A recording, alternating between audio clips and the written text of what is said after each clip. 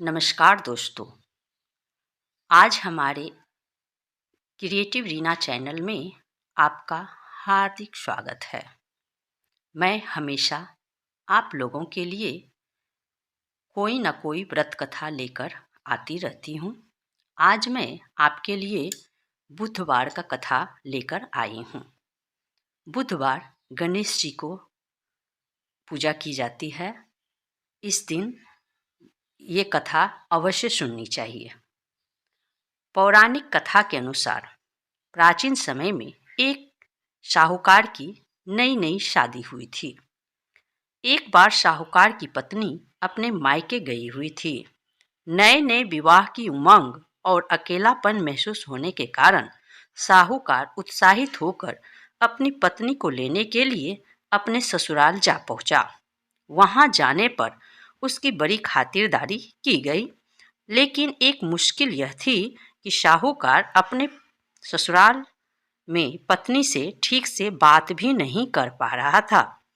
तब अगले ही दिन साहूकार ने ससुराल में सबसे यह बोल दिया कि आप लोग विदाई की तैयारी कर लीजिए, हमें अब जाना होगा। उस दिन बुधवार था। साहूकार के सास ससुर ने उसे मनाने का बड़ा प्रयत्न किया कि आज बुधवार का दिन है बेटा, इस दिन बेटी की विदाई नहीं की जाती है। वहीं किसी शुभ काम के लिए जाना भी बुधवार को शुभ नहीं माना जाता है। परंतु साहूकार ने किसी की एक ना सुनी और कहा कि मैं इन सब बातों में यकीन नहीं करता, आप लोग हमें विदा कर दीजिए।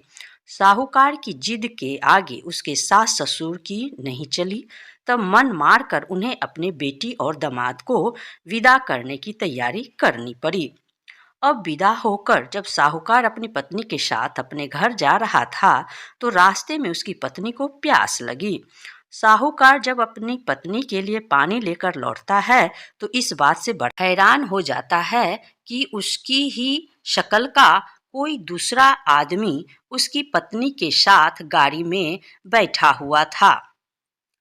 इसके बाद साहूकार की पत्नी भी अपने पति जैसे दो दो लोगों को देखकर हैरान हो गई। उसे समझ नहीं आ रहा था कि उसका असली पति कौन सा है। तब जैसे ही साहूकार ने गाड़ी में अपनी पत्नी के पास बैठे व्यक्ति से पूछा कि तुम कौन हो, तो उस हमशक्ल ने उत्तर दिया कि मैं तो फलाना जगह नगर का एक साहूकार हूँ और अपनी पत्नी को उसके मायके से लेकर अपने घर जा रहा हूँ। लेकिन तुम कौन हो जो मेरा वेश रखकर यहाँ आए हो?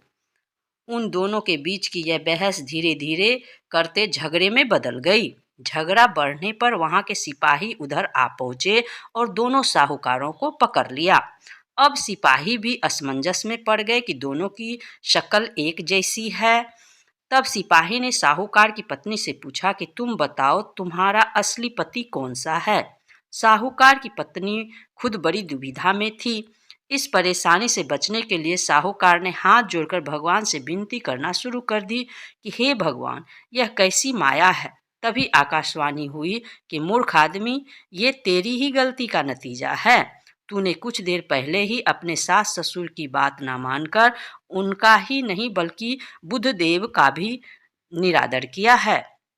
बुधवार के दिन गमन करने की मनाही है और तू अपनी जिद के कारण अपनी पत्नी को लेकर चल पड़ा। इसी कारणवश स्वयं बुधदेव ने तुझे सबक सिखाने के लिए तुम्हारे जैसा वेश धारण किया है। यह सुनकर साहूकार को अपनी गलती का एहसास हुआ और उसने भगवान से माफी मांगी। साथ ही साहूकार ने नियम पूर्वक बुधवार को व्रत करने का संकल्प भी लिया। इसके बाद साहूकार के वेश में खड़े बुधदेव वहां से अंतर्ध्यान हुए। फिर साहूकार अपनी पत्नी को लेकर घर चला गया। तत्पश्चात वह साहूकार और उसकी पत्नी दोनों विधिवत बुधवार का व्रत करने लगे। जय हो गणेश भगवान की जय। आइए अब दूसरी कथा सुनते हैं। एक समय की बात है। एक भाई बहन रहते थे। बहन का नियम था कि वह अपने भाई का चेहरा देखने के बाद ही खाना खाती थी। हर रोज वह सुबह उठती थी और जल्दी जल्दी सारा काम करके अपने भाई का मुंह देखने के लिए उसके घर जाती थी। एक दिन रास्ते में एक पीपल के नीचे गणेश जी की मूर्ति रखी थी। उसने भगवान के सामने हाथ जोड़कर कहा कि मेरे जैसा अमर सुहाग और मेरे जैसा अमर पीहर सबको दीजिए। यह कहकर वह आगे बढ़ जाती थी। जंगल के झाड़ियों के कांटे उसके पैरों में चुभा करते थे। एक दिन भाई के घर पहुंची और भाई का मुंह देखकर बैठ गई। तो भाभी ने पूछा, पैरों में क्या हो गया है? यह सुनकर उसने भाभी को जवाब दिया कि रास्ते में जंगल के झाड़ियों के गिरे हुए कांटे पांव में छुप गए हैं। जब वह वापस अपने घर आ जाए तब भाभी ने अपने पति से कहा कि रास्ते को साफ करवा दो, आपकी बहन के पांव में बहुत सारे कांटा चुभ गए हैं। भाई ने तब कुल्हाड़ी लेकर सारी झाड़ियों को काटकर रास्ता साफ कर दिया, जिससे गणेश जी का स्थान भी वहां से हट गया। यह देखकर भगवान गुस्सा हो गए और उसके भाई के प्राण हर लिए। लोग अंतिम संस्कार के लिए जब भाई को ले जा रहे थे तब उसकी भाभी रोते हुए लोगों से कही, थोड़ी देर रुक जाओ, उसकी बहन आने वाली है। वह अपने भाई का मुंह देख के बिना नहीं रह सकती है, उसका यह नियम है। तब लोगों ने कहा, आज तो देख लेगी पर कल कैसे देखेगी। रोज दिन की तरह बहन अपने भाई का मुंह देखने के लिए जंगल में निकली। तब जंगल में उसने देखा कि सारा रास्ता साफ किया हुआ है। जब वह आगे बढ़ी तो उसने देखा कि सिद्धि विनायक को भी वहां से हटा दिया गया है। तब उसने जाने से पहले गणेश जी को एक अच्छे स्थान पर रखकर उन्हें स्थान दिया और हाथ जोड़कर बोली, भगवान मेरे जैसा अमर सुहाग और मेरे जैसा अमर पीहर सबको देना, और फिर बोलकर आगे निकल गई। भगवान तब सोचने लगे कि अगर इसकी नहीं सुनी तो हमें कौन मानेगा, हमें कौन पूजेगा। तब सिद्धि विनायक ने उसे आवाज दी, बेटी इस खेजड़ी की 7 पत्तियां लेकर जा और उसे कच्चे दूध में घोलकर भाई के ऊपर छींटा मार देना, वह उठकर बैठ जाएगा। यह सुनकर जब पीछे मुड़ी तो वहां कोई नहीं था। फिर वह सोचने लगी कि ठीक है, जैसा सुना है वैसा ही कर लेती हूँ। फिर वह 7 खेजड़ी की पत्तियां लेकर अपने भाई के घर पहुंची।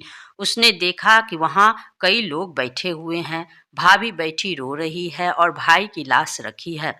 तब उसने उस पत्तियों को बताए हुए नियम के तहत भाई के ऊपर इस्तेमाल किया। तब भाई उठकर बैठ गया। भाई बोला, बहन से बोला, मुझे बहुत ही गहरी नींद आ गई थी। तब बहन बोली, यह नींद किसी दुश्मन को भी ना आए, और उसने सारी बात अपने भाई को बता दी। तो मान्यता के अनुसार ये गणेश जी की चमत्कारी कहानी है। जय श्री गणेश।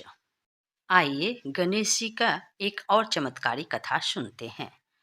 एक बुढ़िया थी, वह बहुत ही गरीब और अंधी भी थी। उसके एक बेटा और बहू थे। वह बुढ़िया सदैव गणेश जी की पूजा किया करती थी। एक दिन गणेश जी प्रकट होकर उस बुढ़िया से बोले, बूढ़ी माँ, तू जो चाहे सो मांग ले।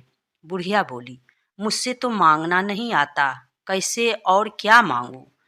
तब गणेश जी बोले, अपने बहू बेटे से पूछकर मांग ले।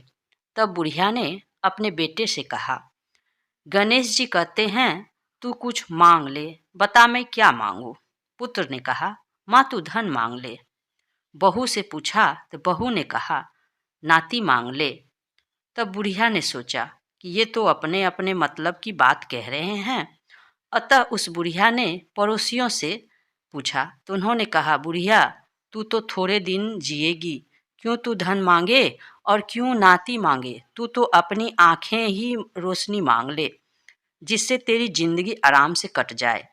इस पर बुढ़िया बोली, यदि आप प्रसन्न हैं तो मुझे 9 करोड़ की माया दे, निरोगी काया दे, अमर सुहाग दें, आँखों की रोशनी दें, नाती दें, पोता दें और सब परिवार को सुख दें और अंत में मोक्ष दें।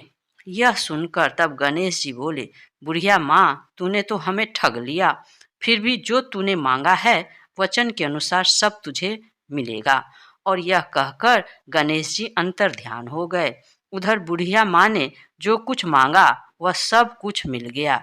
हे गणेश जी महाराज, जैसे तुमने उस बुढ़िया माँ को सब कुछ दिया है वैसे ही सबको देना। जय हो गणेश महाराज की जय।